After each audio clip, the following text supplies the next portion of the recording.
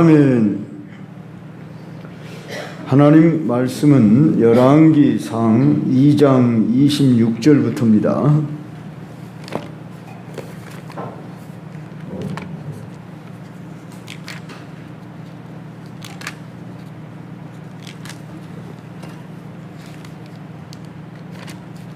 제가 한 절, 여러분이 한 절 이렇게 교독합니다. 왕이 제사장 아비아달에게 이르되 네 고향 아나돗으로 가라. 너는 마땅히 죽을 자 이르되 네가 내 아버지 다윗 앞에서 주 여호와의 궤를 메었고 또 내 아버지가 모든 환난을 받을 때 너도 환난을 받았은즉 내가 오늘 너를 죽이지 아니하노라 하고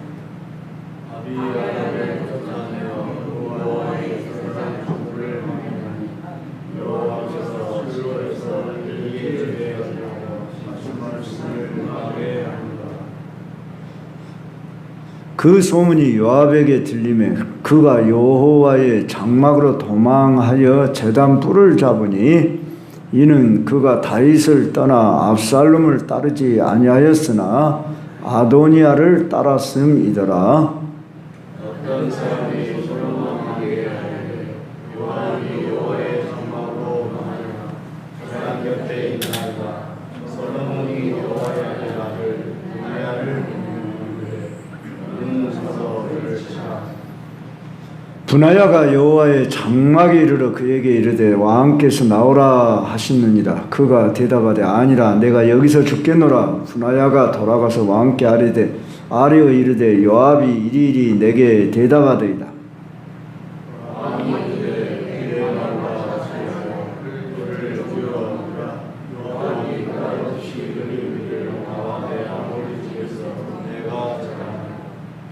여호와께서 요압의 피를 그의 머리로 돌려보내실 것은 그가 자기보다 의롭고 선한 두 사람을 쳤음이니 곧 이스라엘 군사령관 넬의 아들 아브넬과 유다 군사령관 예델의 아들 아마사를 칼로 죽였습니다.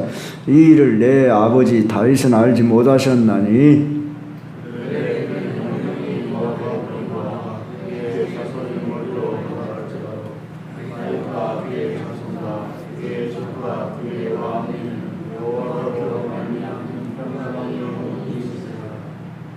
여호야다의 아들 분하야가 곧 올라가서 그를 쳐 죽임에 그가 광야에 있는 자기의 집에 매장되니라.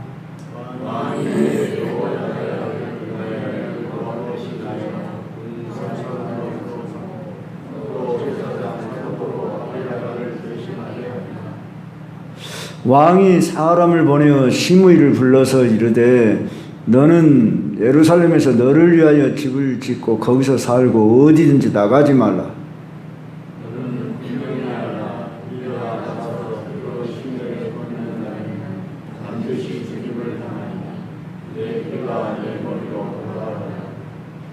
시므이가 왕께 대답하되 이 말씀이 좋사오니 내 주 왕의 말씀대로 종이 그리하겠나이다 하고 이에 날이 오래도록 예루살렘에 머무니라.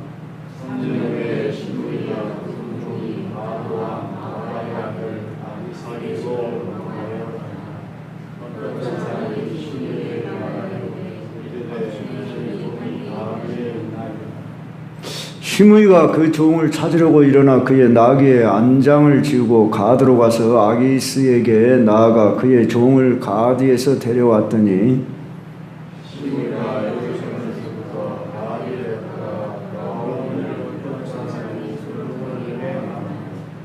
왕이 사람을 보내어 시므이를 불러서 이르되 내가 너에게 여호와를 두고 맹세하게 하고 경고하여 이르기를 너는 분명히 알라.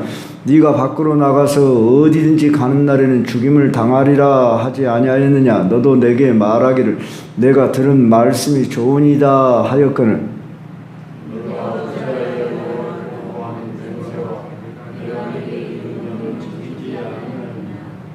왕이 또 시므이에게 이르되 네가 네 마음으로 아는 모든 악 곧 내 아버지에게 행한 바를 네가 스스로 아나니 여호와께서 네 악을 네 머리로 돌려보내시리라.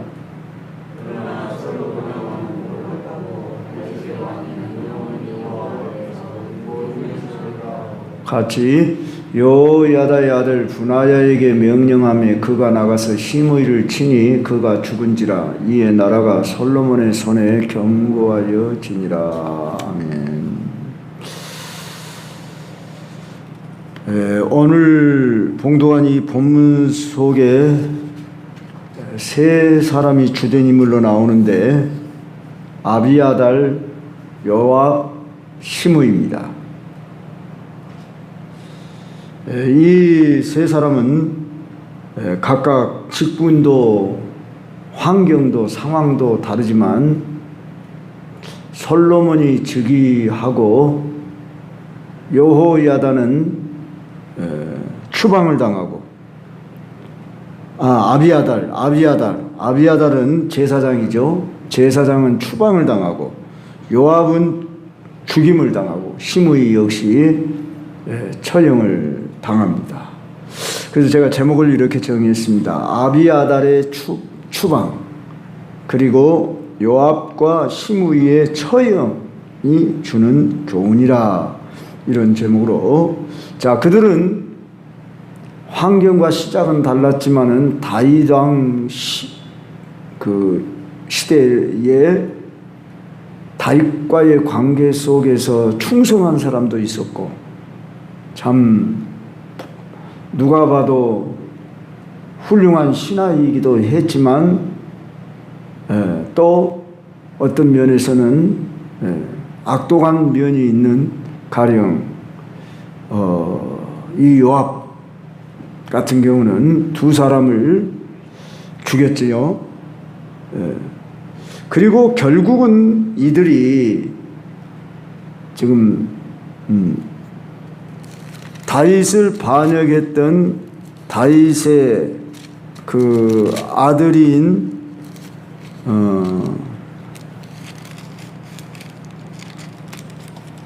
여기 나오죠. 아도니아, 학깃의 아들이라 이렇게 소개되는 다윗의 이 아들의 반역에 동조한 사람들입니다.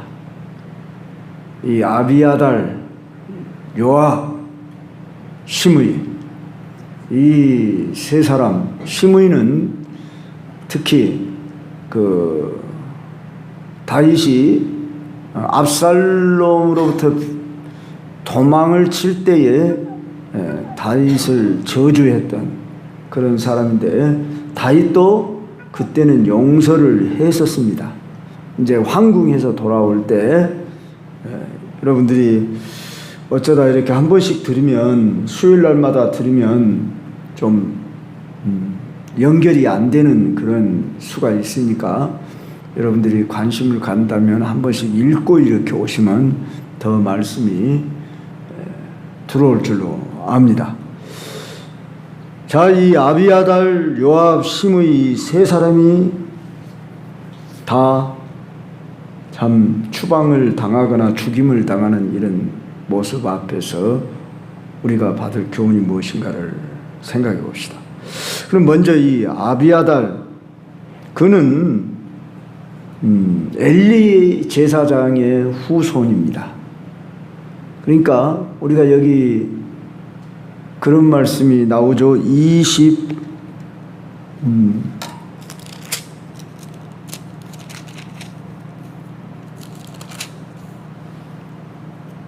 7절에 보면은 여호와께서 실로에서 엘리의 집에 대하여 하신 말씀을 응하게 했다. 아비아달을 끝으로 이다말 계열의 엘리 가문은 제사장을 배출하지 못하게 됩니다. 그러니까 하나님의 말씀은 그대로 실행이 되는데, 이 아비아달은 다윗이 참 사울에게 쫓겨 다닐 때도 다윗 편에서 이렇게 서서 그 참 도움을 줬고, 그런데 결국은 그는 선택을 잘못했지요. 과거는 한때 다윗을 위하여 충성한 이런 제사장이었지만은 결국은 다윗을 반역한 아도니아 편에 서게 되고 말았습니다. 그러므로 그는 제사장에게서 쫓겨나고 말았습니다. 어느 신학교 교수님이 학생들에게 물었습니다. 여러분, 신앙생활에서 가장 위험한 순간은 언제일까요? 이렇게 질문하니 한 학생이 고난받을 때입니다. 이렇게 대답을 했습니다. 교수님은 말씀을 했는데 아닙니다. 가장 위험한 순간은 내가 안정되었다고 생각하는 때, 그때가 가장 위험한 때입니다. 이제 나는 편안하다, 안전하다, 그럴 때 시험이 들어온다 그 말입니다.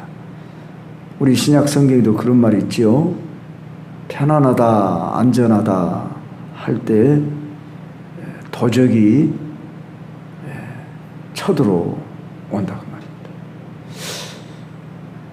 바로 이 아비아달이라고 하는 사람은 자신이 과거에 충성했을 때의 그 모습 아래에서 안주하다가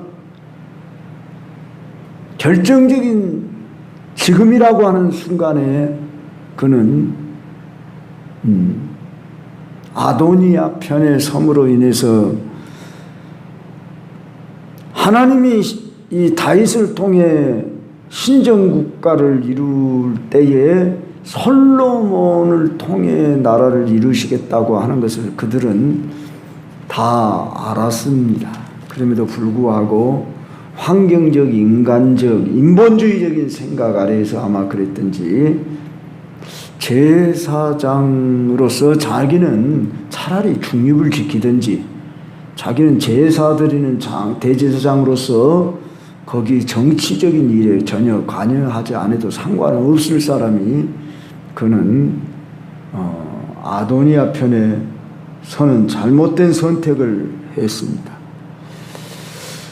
제가 언젠가도 그런 이야기를 한 번 한 것 같은데, 제가 다니던 그 교회의 장로님이 정규호 목사님의 그 큰형입니다. 그래서 지금도 이름을 안 잊습니다. 정길금 장로라고, 머리가 하얗게 하셔가지고 초창기 때는 장로님이 한 분이시다가 나중에는 이제 또 장로님이 세워지셨는데, 그 학생들 그 졸업 예배를 드리면 그분은 늘 뭘 강조했냐 그러면, 여러분 신앙은 지금입니다. 그 말씀을 늘 하셨어요. 지금. 우리가 금 중에 황금도 있고 그러지만 황금보다 더 중요한 것이 지금이다. 금 중에 지금이 제일로 소중하다. 우리의 신앙생활은 현재적인 신앙이 한단 말이에요. 과거에 내가 어쨌니, 때론 저도 그런 말을 하는데 앞으로는 지금 그런 얘기를 안 하고 싶습니다. 우리의 과거가 뭐 어쨌니 저쨌니, 나이를 먹다 보면 그 추억 속에 살기가 쉽고 그렇습니다. 그런데 항상 우리는 나는 지금 어느 상태에 있고 어느 편에 있고 할 때 우리는 주님 편에 있어야죠. 주님 편에 안 있으면 우리는 마귀 편이에요. 둘 중에 하나지 회색지대는 없습니다. 나는 그 중간이요. 그건 없어요. 하나님 편이냐 마귀 편이냐 둘 중에, 세상 편이냐 하나님 편이냐 둘 중에 하나입니다. 물론 상태가 나는 하나님 편에 더 가깝습니다 하는 사람이 있고, 나는 세상 편에 더 가깝습니다, 그럴 수는 있을지 몰라도 둘 중에 하나지. 너희들이 뜨겁든지 차갑든지 하라 그랬죠. 왜 너희가 둘 사이에서, 엘리야가 그랬지요. 왜 너희들이 바알 편이냐 하나님 편이냐 그랬지요. 왜 너희들이 머뭇거리느냐 그랬어요. 여기 아비아달이라고 하는 제사장은 참 과거가 충성됐고 뭐 훌륭했습니다. 그런데 결정적인 순간에 그는 아도니아 편에 섰어요. 그래서 그를 솔로몬이 너는 이 예루살렘을 떠나지 말아라. 만약에 떠나게 되면 너는 죽음을 면치 못할 것이다. 그리고 아나돗으로 가라 그랬죠. 아나돗으로 가라. 아나돗으로 가라. 저기 시므이 보고 그렇게 말했죠. 예루살렘 떠나지 말아 있고 제가 착각을 했습니다. 자, 너는 네 고향 아나돗으로 가라 그랬어요. 그런데 선지자 중에 누가 아나돗이 고향이냐 그러면은 에스겔이 아나돗에서 제사장이었습니다. 그러니까 에스겔은 제사장이면서 선지자로 부름을 받았어요. 그래서 아마 이 학자들에 의하면은 아비아달의 후손이었을 것이다. 왜? 아비아달이 이 아나돗으로 쫓겨서 이제 거기서 죽었기 때문에 제사장 가문이었다 그 말이죠. 자, 그러나 그 제사장의 직분을 파면당해 버렸습니다. 누가? 아비아달이. 그리고 누가 대신 그 직분을 이었습니까? 사독이 뒤를 잇게 되었습니다. 참으로 우리는 항상 현재 내가 성령 충만하고 뜨거운 신앙생활을 해야 할 것입니다.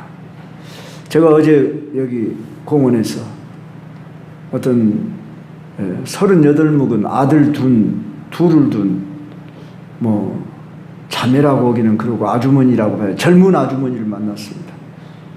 그런데 대화 중에 자기 아버지가 자기 어머니가 한때 신앙생활을 잘한, 내가 교회 이름은 말하지 않으랍니다. 아무개 교회를 다녔습니다. 그리고 자신도 25살까지 교회를 다녔습니다. 그리고 지금 38인데 아들이 둘째가 5살 먹었어. 큰애는 몇 살 먹었어. 참 이름도 내가 이름을 기억합니다. 도윤이래. 김도윤. 그래서 우리 교회에 김도윤이가 있습니다. 김도윤이고 둘째가 도빈이야. 그래서 내가 지금 어제부터 그 애들을 위해서, 그 엄마를 위해 내가 지금 기도하고 있어요. 그 아버지 어머니도 이쪽 가까이 사신대. 그러니까 자기는 직장 생활을 하는가 봐요. 금요일까지. 그러니까 자기 친정 어머니가 아이들 둘을 이렇게 돌봐주는 그런 기도합시다. 우리가 그 아주머니 참 예수님 뭔 얘기를 하다가 눈물을 글썽글썽 하시더라고요. 참 과거 한때 그 아버지도 어머니도 그 딸도 신앙생활을 이렇게 열심히 했었는데 지금은 이 불신결혼을 해가지고 남편은 신앙생활을 안 했. 그럼 자기도 안 하고. 근데 갈급한 마음이 있어. 언제 한번 말로는 그래도 찾아오겠다고. 전화번호 좀 다 주셔온게 11시 예배입니다. 그러니까 우리는 오늘 또 주변에 보면은 한때 신앙생활을 잘했던 분들, 심지어 뭐 나는 여전도 회장을 했었습니다. 심지어 권사까지 했다는 사람도 신앙생활 안 하는 사람도 종종 있을 수 있어요. 그러니까 뭐 직분이 뭐냐 그거 상관이 없을 만큼 과거가 찬란했지만 현재는 신앙생활을 안 한 사람들이 있어요. 이들이 바로 잃어버린 양이에요. 그렇지 않습니까? 그 잃은 양들을 우리가 찾아야 한다. 이 아비아달은 바로 자기의 직분을 파면당해버린 불쌍한 사람이 되고 말았습니다. 두 번째로 우리가 생각할 사람은 요압인데 요압은 다윗 시대의 영웅이었습니다. 장군이죠. 군대 장관. 그런데 자신의 분노와 욕심 때문에 수많은 사람들의 피를 흘렸습니다. 그 중에서 특별히 오늘 여기 본문에 나오는 누구와 누구를 죽였다고 그랬어요? 그들만 죽은 게 아니라 뭐 적군을 많이 죽였지요. 그런데 감정을 따라서 지금 두 사람을 죽였어요. 여기 요압이 죽인 사람이 여기 소개되지요. 누구라고 그래요? 얼른. 요압이 여호와의 가만히 있어. 어디 나와요? 32절 봐봐요. 넬의 아들 아브넬과 유다 군사령관 예델의 아들 아마사를 칼로 죽였습니다. 이들은 서로 높아지려고 쉽게 하면 감정으로 이 둘을 죽였어요. 그래서 지금 아버지를 통해서 이런 사실들을 들었겠죠. 그들의 피는 영영이 요압의 머리와 그의 자손의 머리로 돌아갈지라도 돌아갈지어다 그랬죠. 그러므로 솔로몬이 지금 자기의 정적인 이 요압 장군, 아무래도 이 요압은 제거해야만이 자기의 왕권을 지키는데 방해를 놓지 못하게 하기 위해서 죽여라. 특히 요압은 이 아비아달이 추방당했다 그 사실을 듣고 두려워서 지금 제단에 뿔을 붙들었어요.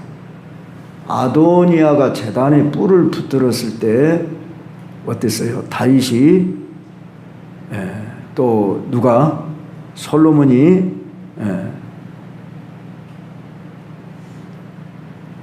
누가 살려줬어요?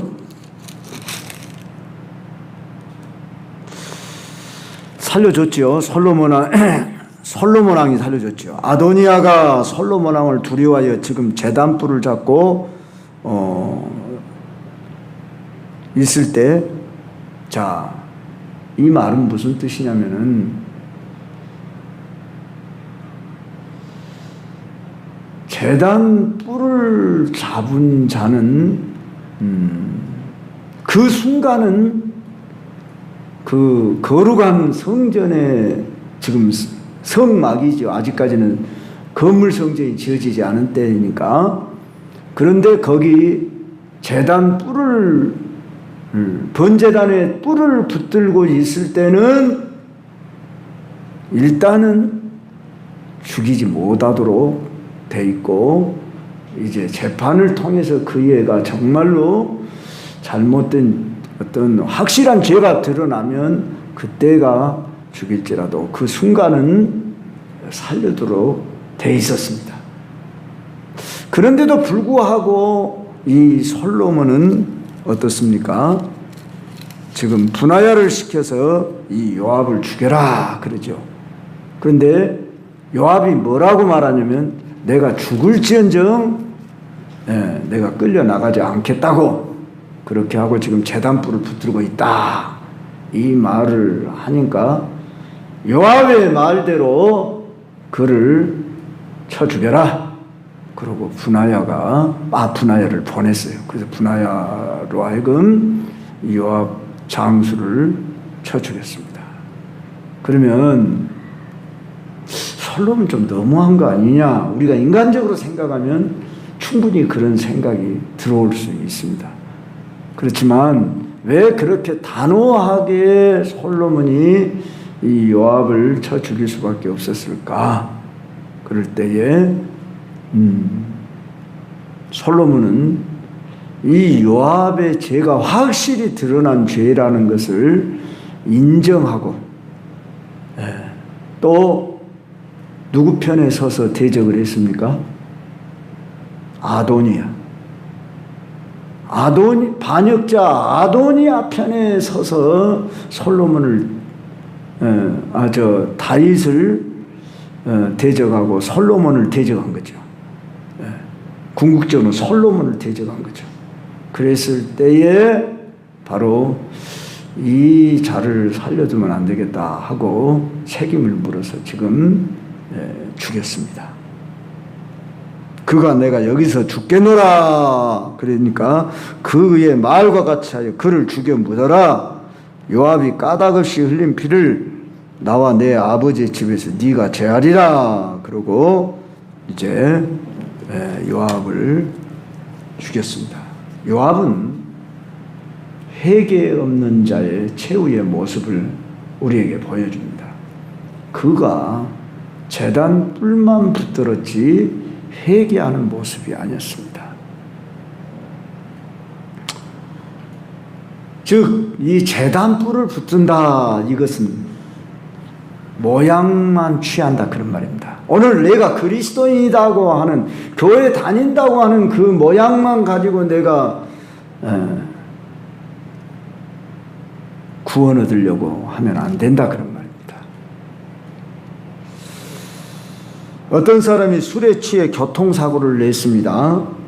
경찰에게 잡히자 그가 하는 말이 내 목에 십자가 목걸이를 보여주면서 저는 크리스찬이에요. 이 십자가가 저를 지켜줄 것입니다. 에아집에 보니까 그런 우스꽝스러운 이야기가 나옵니다. 그러나 목걸이가 그를 구해줄 수 없습니다. 오늘날 여러분, 우리 기독교를 그런 식으로 이해하면 안 됩니다. 나는 항상 여기다가 목걸이다 십자가를 차고 다니니까 마귀가 나를 침범하지 못할 것이다. 또 우리 집에다가 십자가를 걸어놓으면 마귀가 쳐들어와 역사를 못할 것이다. 차에다가 십자가를 걸고 가면 안전히 지켜줄 것이다. 이런 무속적인 그런 신앙으로 살아가면 안 됩니다. 물론 우리가 차에다가 액세서리로 십자가를 달 수는 있습니다. 그러지 그것이 십자가를 달았기 때문에 교통사고가 안 나고 보호해 주는 경우가 있습니까? 그러면 교회차는 사고가 안 나야죠.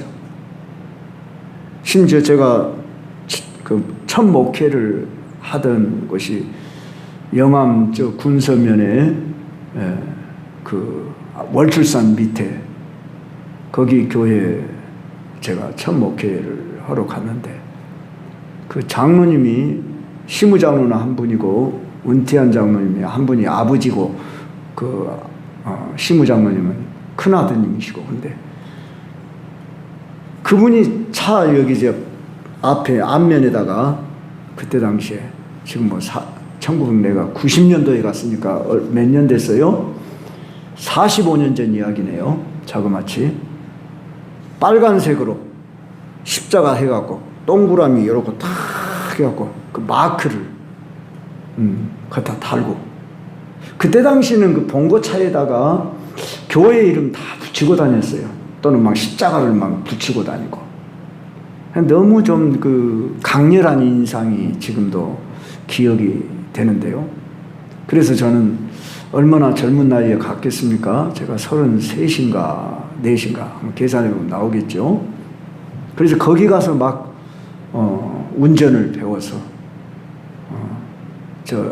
목포에 가서 운전 면허 따라고 그러면서 운전 그 면허 따는 비용도 주고 그래서 제가 운전 면허를 따고 그 차를 제가 이렇게 몰고 다니고 그랬던 기억이 납니다. 자, 그렇게 십자가를 걸고 다니고 내가 십자가를 지고 다니면 보호를 해주고 인도해 줍니까? 물론 그럴 수도 있겠죠. 내가 십자가로 예수로 충만하면. 그런데 우리 기독교 신앙은 하나님은 영이시니 예배하는 자가 영과 진리로 예배할지니라 그랬습니다. 필요 없다가 아니라 어떤 교회는 여 뒤에가 대부분의 많은 교회들이 뒤에가 십자가를 안 걸지 않습니까? 어떤 분은 그런다고 그래요. 왜 이 교회는 십자가도 없다냐고. 그리고 싫어하고 교회를 안 다니신 분도 있어요. 제가 그걸 경험을 했는데 모르니까. 모르면 무식하면 용감할 수가 있어요. 자기가 하는 일이 지금 옳은 일인지 그런 일인지 모르고 모르면 모르고 잠잠히 기다려보고 그래야 하는데 우리는 형상을 만들지 말라 그랬기 때문에 혹시라도 그 십자가라고 하는 그 형상 아래에서 예배를 하려고 그러고 마치 거기에 하나님이 계시는 것으로 이렇게 착각을 할 수 있고 그러는 경향이 있습니다.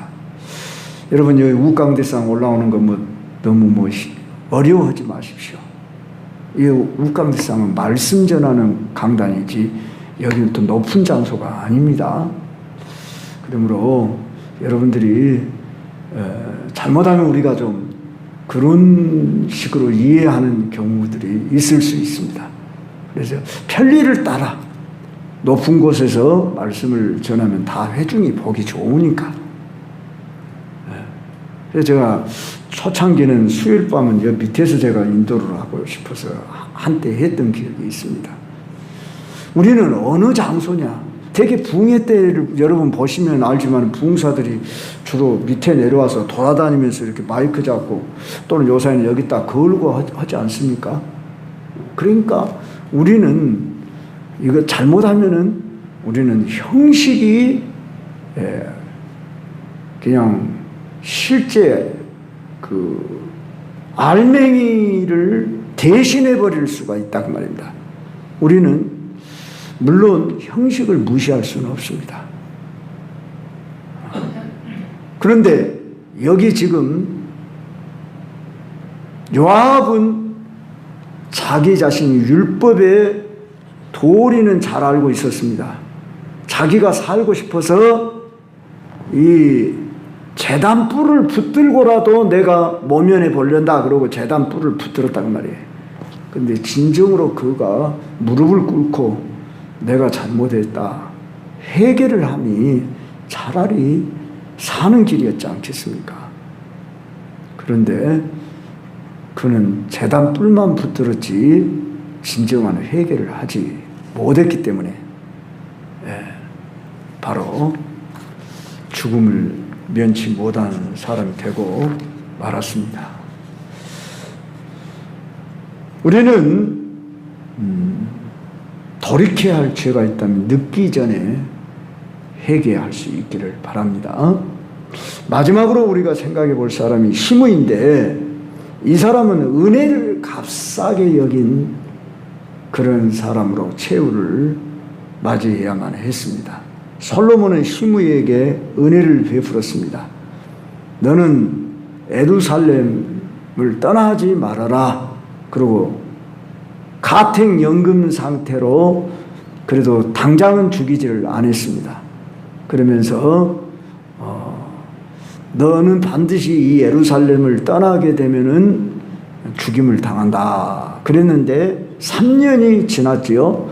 3년이 지나서 자기 종 둘이 저 블레셋 지방의 가드로 도망을 쳤다 하니까 그가 아마 말을 타고 갔든지 그곳으로 가서 그들을 둘을 잡아가지고 데리고 왔더라. 이게 소문이 났어요.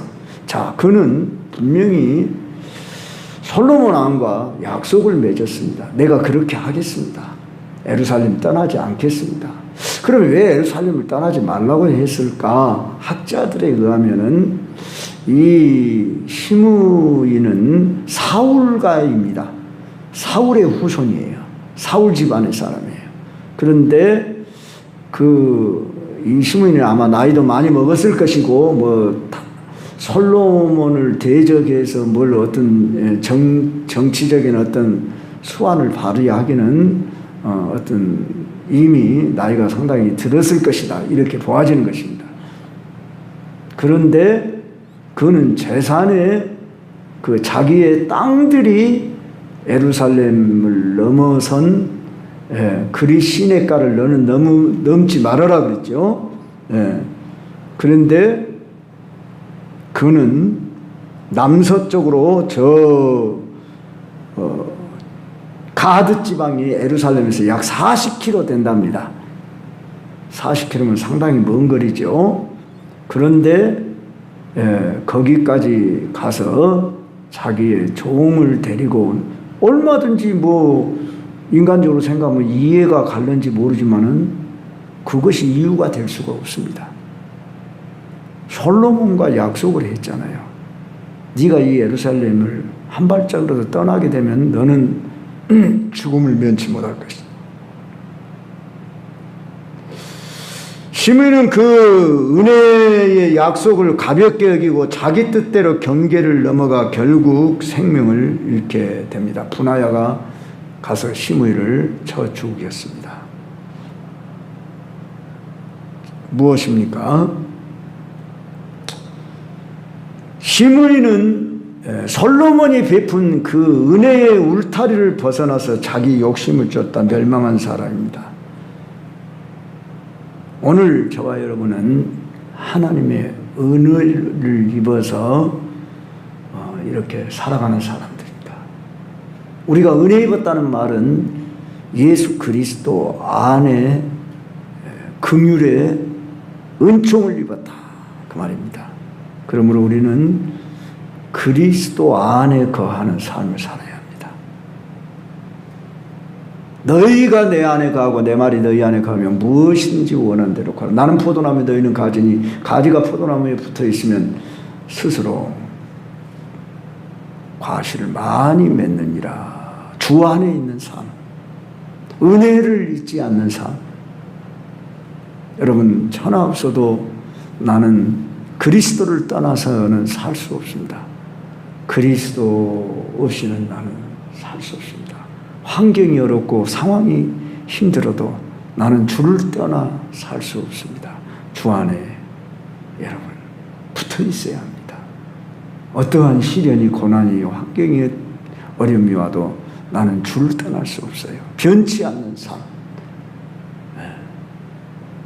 이 삶만이 생명이 보장됩니다. 그래서 너희가 그 은혜를 인하여 믿음으로 말미암아 구원을 얻었다. 이것은 하나님의 선물이라 그랬어요. 그런데 이 시므이는 자기의 욕심을 따라서 자기의 상황, 환경, 그 모습을 따라서 하나님이 베푼, 그러니까 누가 베푼? 솔로몬이 베푼 그 은혜를 그는 불순종해. 어떻게 보면 잠깐 내가 가서 좀 내 종들 찾아오는 일인데 그렇게 생각했을지 몰라도 자기는 분명히 솔로몬과 함께 약속을 했어요. 이 예루살렘 떠나면 내가 죽음을 면치 못하는 것을 약속합니다. 우리는 하나님과 맺은 약속에 있어서 내가 목숨을 다하듯이 우리는 은혜를 입어 이 구원의 길로 왔으므로 나는 다시는 되돌아설 수 없습니다. 아브라함이 저 갈대아 우르를 떠나온 뒤에 아브라함을 가리켜 히브리 사람이라고 할 때 이 히브리라는 말이 무슨 뜻이냐 학자마다 조금 분분할 수 있지만 대부분의 학자들이 강을 건넌 사람들이다. 그런 뜻으로 이해를 합니다. 무슨 강을 건너냐? 유프라테스 티그리스 강이라고 하는 저 메소포타미아 문명이 발달된 그 갈대아 우르를 떠나온 사람. 그 사람이 누구예요? 아브라함. 아브라함을 히브리 사람. 그렇게 말했어요. 오늘 저와 여러분은 강을 건너버린 사람이다. 이렇게 우리 자신을 정체성을 가지고 인정을 하자고 말이에요. 무슨 강? 세속의 강. 물론 우리는 세속의 세상에 살아요. 우리는 그러나 나는 이 세상에 속하지 않은 사람입니다. 나는 이 세상을 떠나버린 사람입니다. 그럼 목회자만 세상을 떠난 사람이면 안 되죠. 목회자들도 물론 세상을 못 떠나서, 물론 우리는 어떻게 말하면 여기 있는 배목사도 뭐 안전하지 못하죠. 그러지만 우리 모두가 예수 그리스도 때문에 나는 이 세상을 떠나 나는 하나님의 은혜로 부름을 받은 사람이 되었습니다. 우리 그렇게 인정합시다. 그러지 않으면 우리 유혹받습니다. 넘어집니다. 심히. 그는 작은 불순종이 큰 멸망을 당하게 했습니다. 이제 세 사람의 결말을 우리가 살펴볼 때 아비아달은 오늘의 선택이 신앙의 참 열쇠임을 가르쳐주고 있습니다. 요압은 회개 없는 형식적 신앙의 위험성을 경고해 줍니다. 시므이는 은혜를 가볍게 여기지 말라는 메시지를 우리에게 가르쳐 줍니다. 사랑하는 성도 여러분, 오늘 우리들은 이 세 사람, 좋은 예는 안 하는지 몰라도 얼마든지 우리는 이 세 사람을 통해서 경고해 주는 말씀을 교훈으로 받아서 우리는 결코 아비아달과 같은 과거에 충성을 했으나 현재의 모습이 변절된 모습이 아니어야 할 것이고, 또한 요압과 같이 형식적인 모양만 같이 무늬만 있는 신앙이 아니어야 할 것이다. 그리고 결국 시므이 같은 은혜를 가볍게 여기는 이런 사람이 되지 않도록, 그래서 하나님 앞에서 언제나 또 우리는 인정받을 수 있는, 다른 건 몰라도 네 안에 예수님이 확실히 너의 중심에 살아있구나. 나는 다른 건 없어도 믿음은 있습니다. 이렇게. 아이고, 저는 믿음이 부족해요. 겸손하게 우리가 그렇게 우리 자신이 생각을 할 수 있어요. 그래도 나는 변치 않는 믿음. 결코 나는 변치 않으리. 시냇가에 심은 나무처럼 변치 않으리. 할렐루야. 이런 고백을 할 수 있기를 주의 이름으로 축원합니다.